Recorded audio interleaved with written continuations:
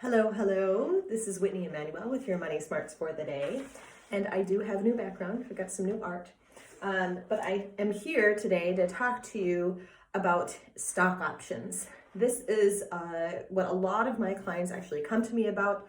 It can be pretty complicated if you don't know the rules. So I wanted to talk to you about various stock options. There are two main kinds of stock options. There are incentive stock options, and then there are non-qualified stock options.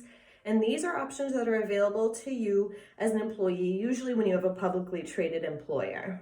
So I have, it could be Johnson & Johnson. I have a lot of clients with a Johnson & Johnson. It could be Coca-Cola. It could be General Mills. Any publicly traded company that has stocks that they give as stock bonuses to their employees. And so, like I said, there are two main types: the incentive stock options and the non-qualified stock options. The difference between these two is the tax treatment. So that's what I'm here to talk to you about.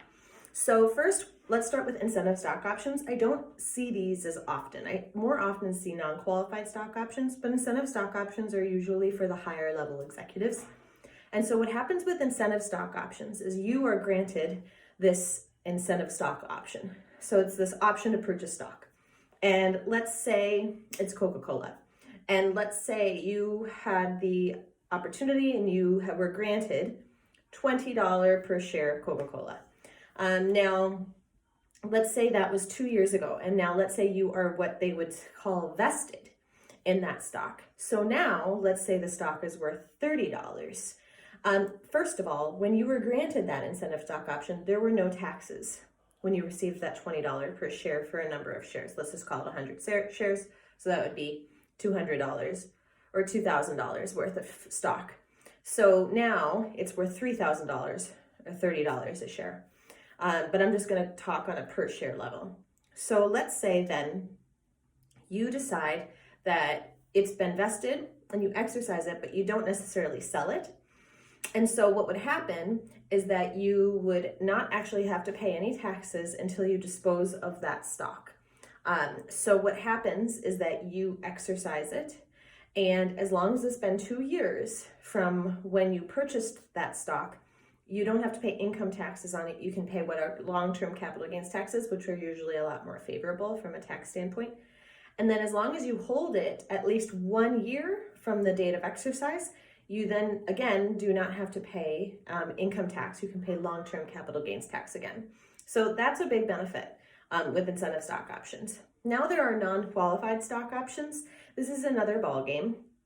So what happens with non-qualified stock options is that when you receive that non-qualified stock option, let's again say it's $20 a share, okay?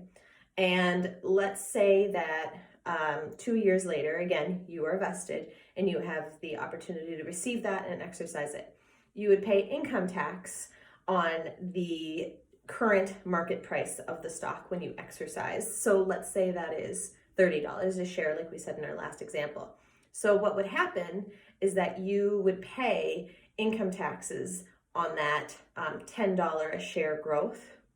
And then what would happen after that depends on how long you hold it. Similar to an incentive stock option, if you hold a stock only 1 year, less than 1 year of when you exercised it, then you're going to have to pay income tax or short-term capital gains tax. But if you hold it for 1 year, then you pay long-term capital gains tax. So when you have patience and you're waiting, it really makes a big difference. I mean, 1 year can cut your taxes. Let's say you're in the 35%, you're paying 35% income taxes. But let's say you wait a year to liquidate your stock and receive the proceeds, then you're only paying 15 or 20% in taxes versus that 35%. So it makes a significant difference. So that's one thing that I advise my clients on often is what's the timing of these options?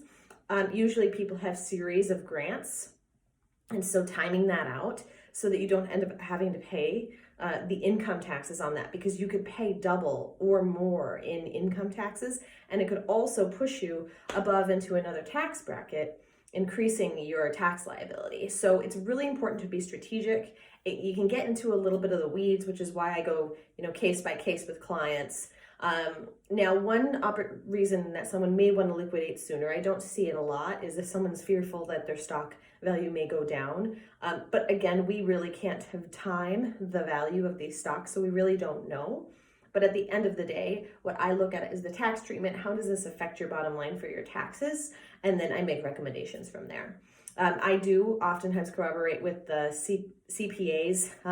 That way we are all on the same page with those stock option recommendations. So that's just a little bit on non-qualified stock options instead of stock options. Instead of stock options, you can get away with not paying any income taxes, which is nice. Non-qualified stock options, a portion of it is income tax, and then a portion of it can be long or short-term capital gains. But again, long-term capital gains are definitely preferred from a tax standpoint.